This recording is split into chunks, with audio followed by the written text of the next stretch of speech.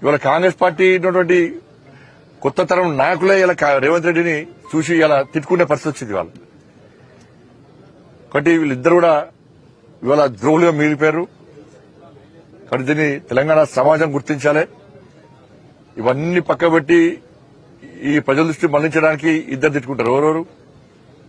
ఇటు రేవంత్ రెడ్డి గారు, ఇటు కేసీఆర్. నువ్వు చావాలంటే నేను చావని అంటున్నాడు.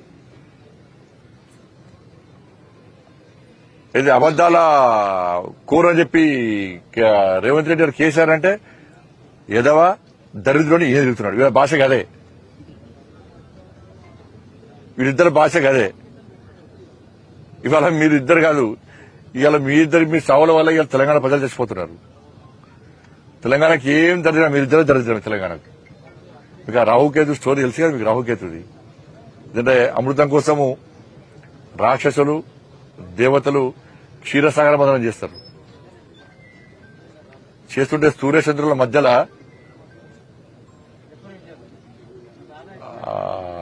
రాక్షసుడు వస్తాడు. రాక్షసుడు వచ్చి దేవత రూపంలో వచ్చి కూర్చుంటే ఈ విషయాన్ని గుర్తించినటువంటి సూర్యచంద్రులు ఏం చేస్తారు, విష్ణుమూర్తికి సమాచారం ఇస్తారు. మోహిని రూపంలో ఉన్న విష్ణుమూర్తి వచ్చి ఆ రాక్షసుని అమృతం తీసుకున్నాక ఆ గొంతులో ఉన్నటువంటి అమృతము కడుపులోకి పోకుండా ఉండాలని చెప్పి ఆలోచనతో సుదర్శన శక్తితో తల నరికేస్తాడు. అందుకే పైన తల రాహు అవుతాడు, మొండెం కేతు. రేవంత్ రెడ్డి రా అంటే రాహు, కేతు రేవంత్ రెడ్డి, కేసీఆర్ కే అంటే కేతు కేసీఆర్. ఇదే దరిద్రం తెలంగాణకు. రాహు కేతులకే మారిపోయారు. ఈ శని పోవడానికి ఇలా తెలంగాణ సమాజం పూజలు చేస్తున్నారు. మా బతుకులు ఇట్లా ఆగమవుతాయి, దరిద్ర బతుకులు అయిపోయినాయి, మా భిక్ష బతుకులు అయిపోయినాయి చెప్పని. కాళేశ్వరం చెప్పి నేను రాష్ట్ర ముఖ్యమంత్రి గారిని కోరుతున్నా. కాళేశ్వరము 1,00,000 కోట్ల స్కామ్ జరిగిందా, 9,000 కోట్ల స్కామ్ జరిగిందా? ఫస్ట్ దాని క్లారిటీ. కాళేశ్వరం ఏటీఎం గతంలో కేసీఆర్ గవర్నమెంట్ లో కాళేశ్వరము కేసీఆర్ కుటుంబానికి ఏటీఎం లెక్క మారింది వాస్తవం. ఈ రోజు కూడా మళ్ళీ చెప్తున్నాం, ఈ రోజు కాంగ్రెస్ పార్టీ కూడా ఏటీఎం లెక్క మారింది కాళేశ్వరం. సిబిఐకి ఏం లెక్క రాసినాడు? మేడిగడ్డ, సుందిల్ల, అన్నారం బ్యారేజ్ లో అక్రమాలు జరిగినాయని చెప్పి, ప్లానింగ్ విషయంలో అన్నింటిలో అక్రమాలు జరిగినాయని చెప్పి 9,000 కోట్ల రూపాయలు స్కామ్ జరిగిందని చెప్పి సిబిఐకి లెక్క రాసినావు. నువ్వు ఎలక్షన్ ముందు చేసినావు 1,00,000 కోట్ల స్కామ్ జరిగింది అంటున్నావు. మొన్నటి దానికేనేమో కాళేశ్వరం ఎందుకు వనికినాడు రాష్ట్ర ముఖ్యమంత్రి, అది గోదావరిలో ఉడకపోయినట్టు అని చెప్పన్నాడు. ఇప్పుడు మళ్ళీ యూటర్న్ తీసుకున్నాడు. ఇప్పుడు తీసుకొని 9,000 కోట్ల స్కామ్ అంటున్నాడు. మిగతా ఏమైనా పైసలు ఇంకా మోటార్లకు మోటార్లు 300 కోట్లు ఒక్క మోటారు. ఒక్కొక్క మోటార్ను 1,600 కోట్ల వరకు వచ్చారు ఒక్క మోటార్ను. అంటే ఒక్క మోటార్కు 1,300 స్కామ్ జరిగింది. మోటార్ల విషయంలో అది వేరే కంటికల వరకు వచ్చారు. నువ్వు 1,00,000 కోట్ల స్కామ్ కాళేశ్వరం స్కామ్ జరిగిందని చెప్పాక సిబిఐకి 9,000 కోట్ల రూపాయల స్కామ్ జరిగిందని చెప్పి లేఖ రాస్తే మేంత పిచ్చలమైంది. నువ్వు రాయి 1,00,000 కోట్లు ఎందుకు రాస్తావు? నువ్వు గోదావరి కొట్టుకోబోతున్నావు. మలవై దొంగలు పడ్డారు, కుక్కలు పడినట్టు మొన్న ఎప్పుడో జరిగింది. ఇప్పుడు ముఖ్యమంత్రికి ఇప్పుడు ఇక ఈయన పెట్టిన మీటింగ్ ఆయన పోటీ పడతాడు, ఆయన పెట్టిన మీటింగ్ ఈ పోటీ పడతారు. ఇద్దరు తిట్టుకుంటారు, టైం పాస్ చేస్తారు. కానీ 1,00,000 కోట్ల స్కామ్ జరిగింది, ఏటీఎల్గా మారిందని మేమంటున్నాం. కానీ 9,000 కోట్ల స్కామ్ మాత్రమే జరిగిందని చెప్పి రేవంత్ రెడ్డి ప్రభుత్వం, రేవంత్ రెడ్డి గారు అంటున్నారు. కాబట్టి 1,00,000 కోట్ల మీద విచారణ జరపడా, 9,000 కోట్ల మీద విచారణ జరపడా రాష్ట్ర ముఖ్యమంత్రి స్పష్టం చేయాలి. కాబట్టి ఈ రెండు పార్టీలు ఒకటే, ఈ రెండు పార్టీలు ఒకటే. ఏంటంటే వీళ్ళ అవినీతికి వాళ్ళు ప్రోత్సహిస్తున్నారు, వీళ్ళ 6 గ్యారెంటీల మీద వాళ్ళు ప్రశ్నించే ప్రయత్నం చేస్తలేరు. ఒక్క కేసీఆర్ కుటుంబం మీద ఒక్క విచారణ జరపడం ఇంతవరకు ఒక్కరి మీద కనీసం చర్య తీసుకున్న పాపనాలు పోలేదు. నీకు చదవాలని చెప్పు, 1,00,000 కోట్లు స్కామ్ జరిగినా కూడా నాకు రాసే దమ్ము లేదు, కేసీఆర్ కుటుంబాన్ని మీద విచారణ జరిపే దమ్ము లేదని చెప్పి ఒప్పుకో. ముక్కుని ఎలాగ రాయి. కాబట్టి ఈ విషయంలో ఇవాళ తెలంగాణ సమాజం జాగృతమైంది. తప్పకుండా రెండు పార్టీలకు గుణపాఠం చెప్పడానికి ఇలా ప్రజలు సిద్ధంగా ఉన్నారు, భారతీయ జనతా పార్టీ సిద్ధంగా ఉంది. అవు స్కామ్ సిబిఐ రావాలంటే రాష్ట్ర ప్రభుత్వం లేఖ రాయాలి. కానీ రాష్ట్ర ప్రభుత్వం లేఖ ఏమని రాసింది? 9,000 కోట్లని రాసింది. 9 కూడా స్కామ్ మీద విషయం చెప్తే రేపు మిగతా స్కామ్ ఎడవాలి. రాష్ట్ర ప్రభుత్వం ఏది రాస్తే దాని మీద విచారణ జరుగుతుంది. రాష్ట్ర ముఖ్యమంత్రి ఎందుకు రాస్తలేడు అంటున్నా. 1,00,000 కోట్ల స్కామ్ జరిగితే ఎందుకు రాస్తలేడు అంటున్నా.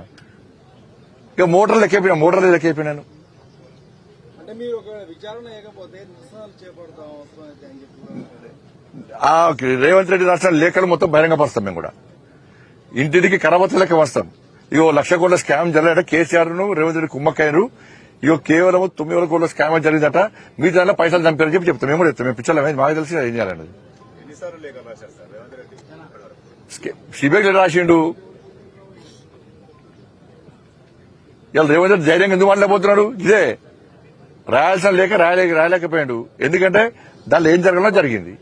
సార్ సంజయ్ గారు ఇప్పుడు బీజేపీ నేతలతో హరీష్ రావు భేటీ అయినాడని చెప్పేసి నిన్న బాగా ప్రచారం జరిగింది. ఇప్పుడు వాళ్ళ కాంగ్రెస్ పార్టీలో ద్వంద్వ విధానాలు.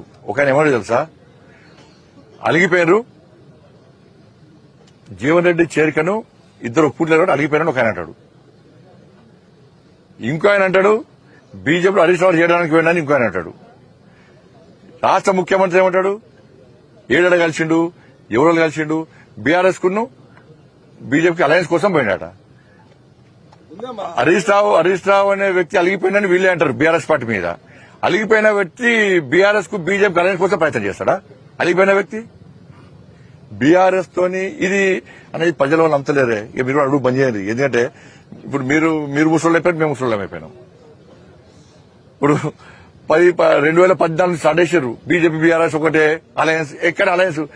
కాంగ్రెస్ బీఆర్ఎస్ కలిసి పోటీ చేసింది. మళ్ళీ చెప్తున్నాను, కాంగ్రెస్ బీఆర్ఎస్ కలిసి పోటీ చేసింది, కలిసి అధికారాన్ని పంచుకున్నారు. టీడీపీ బీఆర్ఎస్ కలిసి పోటీ చేశారు, కలిసి అధికారం పంచుకున్నారు. మేము ఎప్పుడన్నా టీడీపీతో బీఆర్ఎస్ తోని కలిసి పోటీ చేసినామా? ఎప్పుడన్నా కలిసి అధికారం పంచుకున్నామా?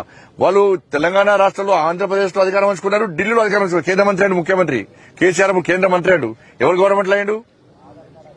తెలంగాణ రాష్ట్రంలో టీఆర్ఎస్ పార్టీ నాయకులు మంత్రులు అయ్యారు. ఎవరు గవర్నమెంట్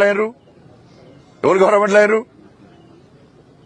కాంగ్రెస్ అప్పుడు టీఆర్ఎస్ కలిసింది కదా, మేము కలిసాం ఎప్పుడైనా? కలిసి ఉండేది మీరు, రేపు కలిసేది మీరు. ఇప్పుడు రేవంత్ రెడ్డి భయం అదే కదా. ఇప్పుడు మళ్ళా జమిలీ ఎలక్షన్స్ వస్తే, ఎమ్మెల్యే పార్లమెంట్ ఎలక్షన్ కలిసి వస్తే నాకు కుంప కొల్లేరైతుంది. మళ్ళీ బీజేపీ వారు వన్ సైడ్ ఎక్కడ గెలుస్తుందని చెప్పి ఒక బాధతోనే ఇలా ముఖ్యమంత్రి డిప్రెషన్ ఉన్నాడు. ఆ టెన్షనే ముఖ్యమంత్రి కుర్చీ కాలేదని చెప్పని. కాబట్టి ఇప్పుడు ఆయన కుర్చీకి కాలేదని చెప్పి భయపడి రాహుల్ గాంధీ కుర్చీకి ఎసరు పెట్టిండు. వాళ్ళ సొంత నిర్ణయం, మాకే సంబంధం. వాళ్ళ పార్టీ, వీళ్ళ పార్టీ, వీళ్ళు. అంటే ఆయన ఒక మాట మాట్లాడాడు, ఇక్కడ తెలంగాణలో బీజేపీకి అవకాశం లేదు కాబట్టి బీఆర్ఎస్ తో పోతున్నా అని చెప్పేసి ఒక మాట మాట్లాడాడు. ఇప్పుడు సమాజం ఆలోచిస్తుంది ఎవరికి అవకాశం ఉందని చెప్పని. జీవన్ రెడ్డి గారు అనంత మాత్రాన బీజేపీ అవకాశం రాకుండా ఉంటుందా? నిజామాబాద్ ఎవరు గెలిచిర్రు ఆయన మీద? కరీంనగర్ ఎవరు గెలిచిర్రు? ఆదిలాబాద్ ఎవరు గెలిచిర్రు? 8 సీట్లు ఎవరు గెలిచినాయి? బీఆర్ఎస్ ఒకటే గెలిచిందా? బీఆర్ఎస్ ఒక్కరికి గెలిచిందా చెప్పు? బీఆర్ఎస్ కు ఒక్క ఎంపీ ఉన్నాడా? ఎమ్మెల్సీ ఎన్నికల్లో బీఆర్ఎస్ పార్టీ క్యాండిడేట్ లేడు. ఎమ్మెల్సీ ఎన్నికల్లో బీఆర్ఎస్ క్యాండిడేట్ లేరు. తేజస్వి సూర్యకు సంబంధించిన విషయంలో మీరు ఎవరు ఏం మాట్లాడలేదని చెప్పి తెలంగాణ సమాజంలో ఒక చర్చ జరుగుతుంది. తెలంగాణ సమాజంలో ఏం చర్చ లేదు. కేవలం కాంగ్రెస్ లో ఆడుతున్నాక వాళ్ళు కిషన్ రెడ్డి గారు మాట్లాడారు, నేను మాట్లాడినా. ఇది వక్రీకరించి మభ్యపెట్టే ప్రయత్నం. అందుకే ప్రజలు ఎవరు స్పందన లేదు, ప్రజలు పడుచుకుంటారు అంటే అది క్లోజ్ అయిపోయింది. ఆయనతో నేను మాట్లాడినా.